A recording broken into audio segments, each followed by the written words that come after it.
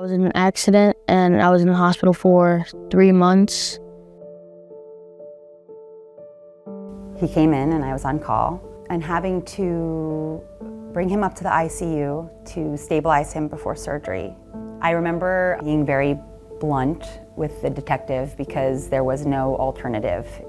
His injuries were so severe. He was most injured around the pelvis and his lower extremities, including both the bones, the skin, and the vasculature, the arteries and veins. You hope as a physician that you can communicate your optimism, but I wasn't sure because there were so many variables and he was so sick. I think that despite so many different surgeries and some setbacks, despite all of that, I reflect on that first night and I realized that it was as if Alex had decided, even on admission, that he was going to make it. I came to Blythedale to regain walking, knee bending, strength. Basically, when I got here, I was unable to stand, bend my knees, move. I didn't have much movement. I was mostly in the bed. Their job at Westchester was to get him stable, medically stable, and to manage the plethora of injuries that he had and get him to a stable place. And then when he came to us, our goal was to get him back to his normal life as much as we could.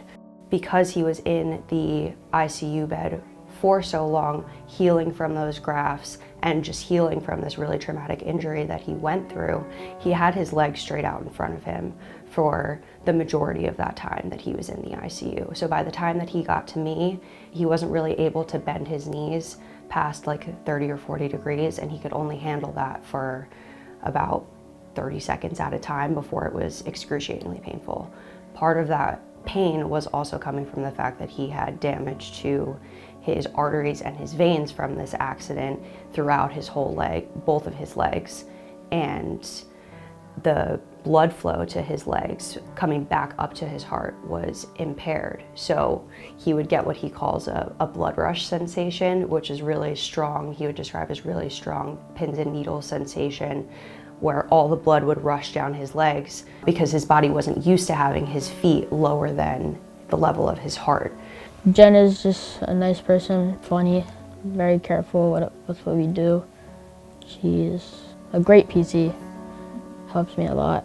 And mentally, she helped me a lot too, with a lot of challenges that I've done with like walking, be able to bend my knee too. The combination of the fact that Alex was so willful from the beginning, with excellent surgical repair, translated to the idea that Alex was going to walk again. Alex took steps for the first time without any assistive device or any help or any hands on anything. So this is something that we've been practicing for a long time now, and we've been practicing it in therapy, and like end of last week he was able to take a couple steps with me, but it was pretty effortful.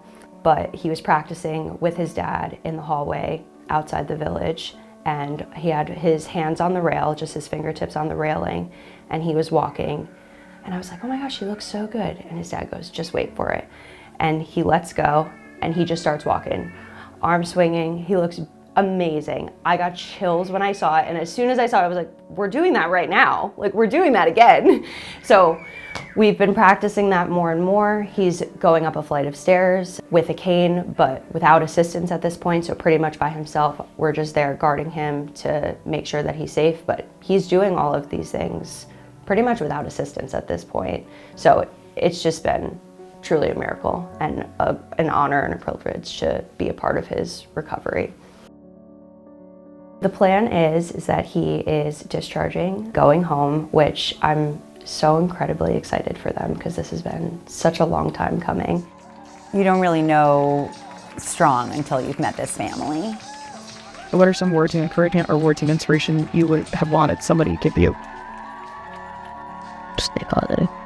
Stay positive a lot. Don't think of the bad things. Just try to think ahead, think of the good things, and just forget about the past. Whatever happened, happened. Just think ahead. Think positive. You know, just in general, things happen for a reason. Like Alex said, just stay positive. You know, don't think about the negative. Try to move forward with, you know, your new reality, whatever that is. You're stronger than you think you are.